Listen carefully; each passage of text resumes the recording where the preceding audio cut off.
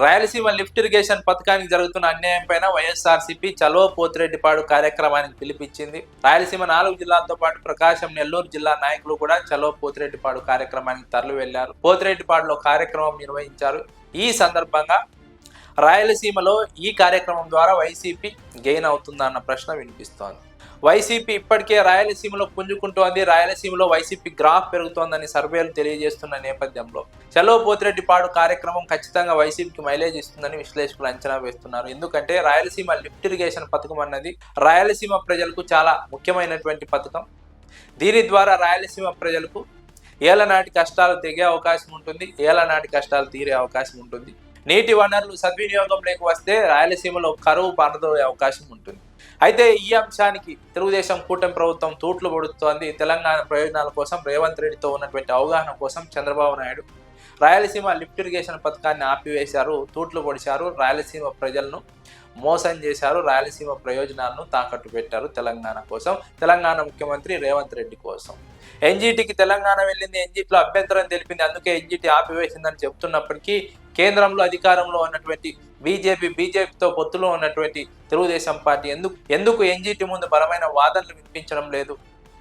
రాయలసీమ కరువు అంశం గురించి ఎందుకు ప్రస్తావించడం లేదు? రాయలసీమ నీటి అవసరాల గురించి ఎందుకు ప్రస్తావించడం లేదు? ఒక ప్రాంత ప్రజల దశాబ్దాల కోరిక అయినటువంటి నీటి వనరుల సాధన గురించి ఎందుకు మాట్లాడడం లేదని విశ్లేషకులు తెలుగుదేశం కూటమి ప్రభుత్వాన్ని ప్రశ్నిస్తున్నారు. తెలుగుదేశం కూటమి ప్రభుత్వం అనుకుంటే రాయలసీమ లిఫ్ట్ ఇరిగేషన్ పథకాన్ని ఇప్పటికిప్పుడు మళ్ళీ పునఃప్రారంభించవచ్చు, లేదా తెలుగుదేశం కూటమి ప్రభుత్వం అనుకుంటే అనుమతులు తీసుకొని వచ్చి ప్రారంభించవచ్చు. కానీ ఈ రెండింటిలో ఏదీ చేయకుండా తెలుగుదేశం కూటమి ప్రభుత్వం నాన్చుడి ధోరణి అవలంబిస్తోంది. అందులోనూ జగన్మోహన్ రెడ్డి అనుమతులు లేకుండా ఈ ప్రాజెక్టును ప్రారంభించాలని మాట్లాడుతున్నారు. మీకు చిత్తశుద్ధి ఉంటే అనుమతులు తీసుకువచ్చి ప్రారంభించి రాయలసీమ ప్రజల దశాబ్దాల కలైనటువంటి నీటి వనరుల సాధనను సాకారం చేయని, అంతే తప్ప రాజకీయాలు చేయొద్దంటూ రాయలసీమ ప్రజలు తెలుగుదేశం కూటమి ప్రభుత్వాన్ని కోరుతున్నారు. ఇప్పటికి రాయలసీమలో సంక్షేమ పథకాలు అమలు కాక రాయలసీమ ప్రజలు వలసపోతున్నటువంటి పరిస్థితి.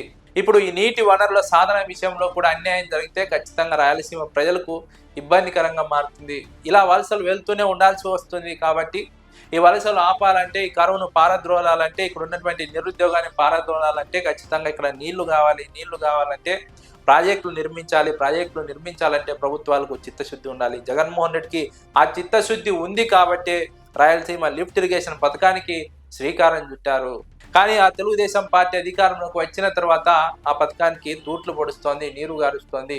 తెలంగాణ ప్రయోజనాల కోసం చంద్రబాబు నాయుడు రాయలసీమ ప్రయోజనాలు తాకట్టు పెట్టి రాయలసీమ ప్రజల బతుకులను మరింత దుర్భరంగా మారుస్తున్నారు. కాబట్టి ఈ అంశంలో వైసీపీ ఈ నిర్ణయం తీసుకోవడం చాలా ముఖ్యమైనదని విశ్లేషకులు అంచనా వేస్తున్నారు. అయితే ఈ అంశాన్ని ఇంతటితో వదిలేయకుండా, పోతిరెడ్డిపాడు సభతో ఆపివేయకుండా గ్రామాలకు ఈ విషయాన్ని తీసుకువెళ్ళి ఇక్కడ నీటి సమస్య ఎలా ఉంది, నీటి సమస్యతో ఎన్ని విధాలుగా ఇబ్బంది పడుతున్నాము, నీరు లేకుంటే ఎలాంటి పరిస్థితి ఉంటుంది, నీరు వస్తే ఎలాంటి పరిస్థితి ఉంటుంది, రాయలసీమ లిఫ్ట్ ఇరిగేషన్ పథకం ద్వారా ఎలాంటి లబ్ధి జరుగుతుంది, ఎలాంటి ప్రయోజనాలు కలుగుతాయన్న అంశం పైన ప్రజలకు అవగాహన కల్పించాలి. తెలుగుదేశం కూటమి ప్రభుత్వం ఈ లిఫ్ట్ ఇరిగేషన్ పథకాన్ని ఆపివేయడం ద్వారా ఎలాంటి ద్రోహం చేసింది, అన్యాయం చేసింది, ప్రజలను మోసం చేసింది అన్న విషయాన్ని ప్రజలకు వివరించడం ద్వారా ఖచ్చితంగా వైసీపీ గెయిన్ అవ్వడానికి అవకాశం ఉంటుందని విశ్లేషకులు అంచనా వేస్తున్నారు.